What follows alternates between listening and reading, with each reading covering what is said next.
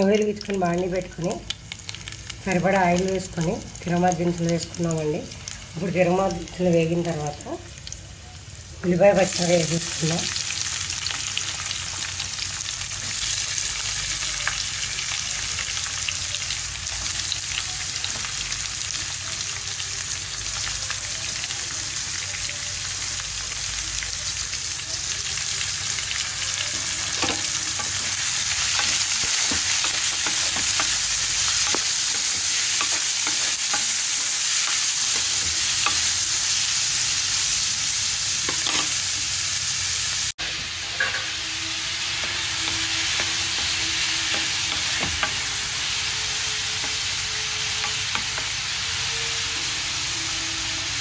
SIM చేసేసి మూత వేసుకొని ఉల్లిపాయ మగ్గ పెట్టుకున్నామండి.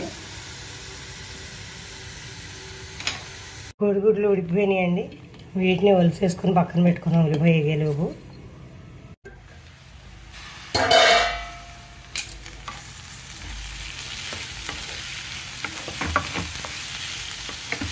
ఉల్లిపాయ ఇలా వేసినప్పుడు ఇందులో కొద్దిగా అల్లం వెల్లుల్లి పేస్ట్ వేసుకున్నామండి.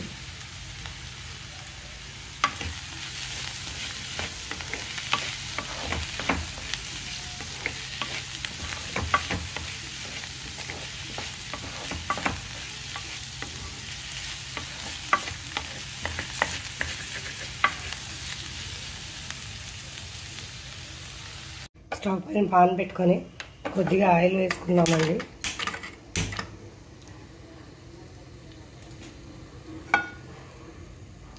చాలా కొద్దిగా.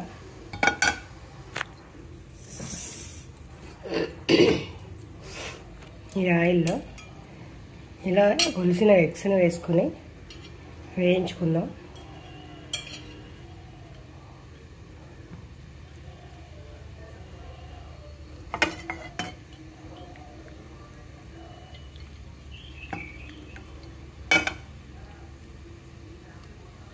ఉల్లిపాయ ఇలా కొద్దిగా వేగిన తర్వాత ఇందులో పసుపు సాల్ట్ వేసుకున్నామండి.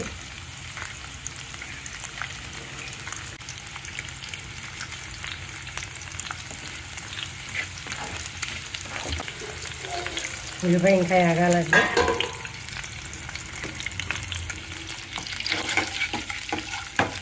ఈ గుడ్లు ఇలా వేయించుకోవాలండి.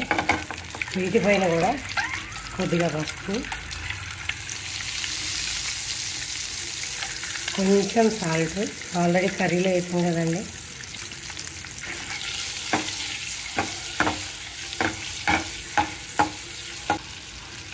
కొద్దిగా కారం,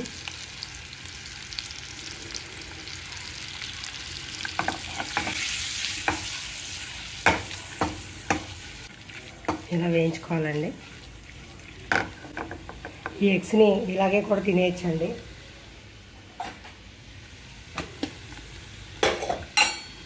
వీటిపైన కొద్దిగా గరం మసాలా,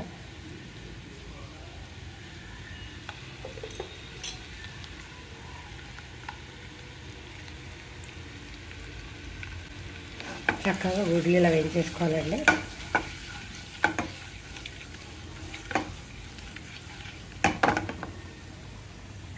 కొద్దిగా కరివేపాకు, కొంచెం కొత్తిమీర,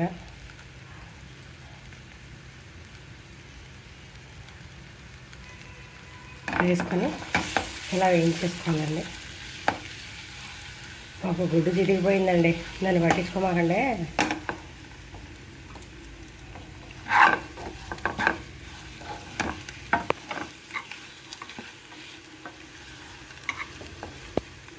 ఇలా సిమ్లో పెట్టి ఒక 5 మినిట్స్ వేయించుకున్నామండి. గుడ్లు వేగిపోయినాయండి. చూడండి కలర్ ఎంత బాగుందో. ఇది ఇలా తీసి స్టవ్ ఆఫ్ చేసేసి పక్కన పెట్టేసుకుందాం. ఈ ఉల్లిపాయలో కారం కూడా వేసేసుకున్నామండి.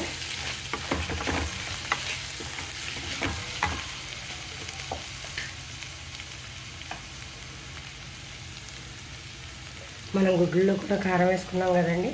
ఈ ఉల్లిపాయకి తగినంత వేసుకోవాలి కారం. ఇప్పుడు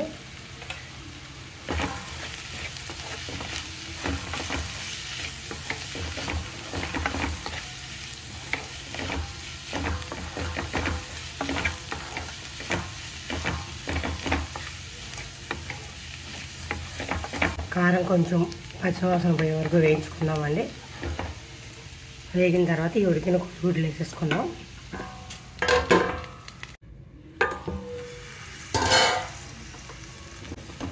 ఉల్లిపాయ వేగిపోయిందండి. ఇప్పుడు ఇందులో మనం ఉడకబెట్టి పక్కన వేయించుకున్న కోడిగుడ్లు ఉన్నాయి కదండి, వాటిని కూడా వేసేసుకుందాం.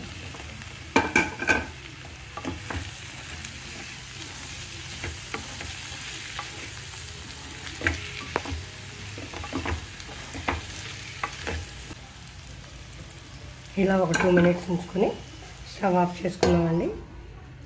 ఎంతేనండి, ఎగ్ ఫ్రై రెడీ అయిపోయింది. మీకు నచ్చినట్లయితే ఒక లైక్ ఇచ్చేయండి.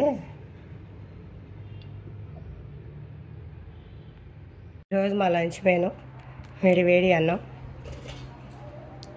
కోడిగుడ్డు ఫ్రై, పెరుగు. ఇంతేనండి ఈరోజు మా లంచ్. ఈరోజు కొంచెం హెల్త్ బాగాలేదండి, ఓన్లీ 1 కర్రీయే. ఈ వీడియో మీకు నచ్చినట్లయితే like, share, subscribe my channel.